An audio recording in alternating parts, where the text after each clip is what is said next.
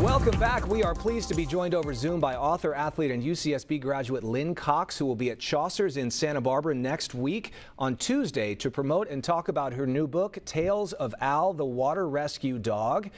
Lynne Cox has accomplished incredible feats as an open water swimmer. She's in the International Swimming Hall of Fame, an accomplished writer.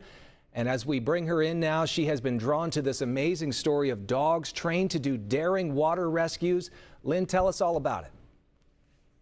I was invited to go to Italy to watch the Italian water rescue dogs train. And it was amazing because you could see Newfoundlands, Labradors, Golden Retrievers, and other breeds of dogs leaping off Coast Guard boats into the water and rescuing people. In Italy, they train at the Italian School for Water Rescue Dogs, and they train just like an elite athlete. They start off as puppies, then train as adolescents, and as they grow up, they increase their speed, their endurance, the amount they sprint. And so it was so much fun to watch them train and to learn about the methods and to see how elite athletes like what I've done in my past and other friends have done to get gold medals or to be the first to do a swim in the ocean that nobody had ever done before. The dogs are learning how to be elite rescue dogs, to see somebody in the water struggling and then go in there and retrieve them and pull them ashore. It really is great. We're looking at some video now of this training that's going on. It's very fun to watch. I'm sure it was a great story to tell. You go there and you meet a dog named Al, who you write about. What was special about Al? Al was really special because she was 2 years old. She was a chocolate-colored Newfoundland with golden eyes, which was something I'd never seen before. And she was really not a great student. And the thing that made it so difficult was that the main teacher at the school, Donatella Pasquale, was vice president. She had taught everyone and their dog how to become water rescue dogs, but Al just wasn't getting it.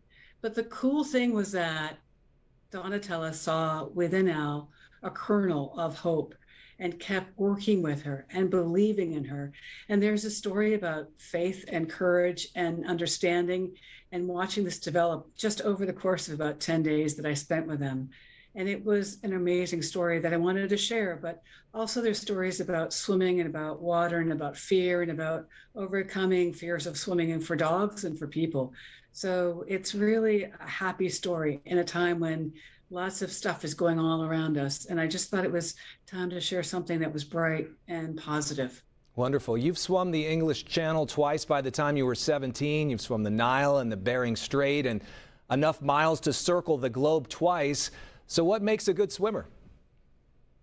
I think it really is a feel for the water, really being comfortable, knowing how to breathe easily, and always feeling comfortable where you're swimming. So when I'm training to do open water swims, and I'm still swimming now years later from being at UC Santa Barbara, I swim probably 20 feet, 30 feet offshore, and I swim parallel to the shore, usually a mile to 2 miles, 2 miles or even 3 miles a day. And it is a place where I can think about what I'm doing, but also work on my next book because I'm writing out there in the water. All right, well, this sounds like a good one here. Go see Lynne Cox at Chaucer's Books in Santa Barbara, Tuesday, May 31st. That's just next week, 6 p.m. Her book is Tales of Al, the Making of a Super Athlete. And look at him there. Her, rather, it's a female dog, you say, right? The great Yes. Al right there on the cover of the book, written by Lynne Cox, Tales of Al. It is available now. Lynne, thank you so much for joining us today.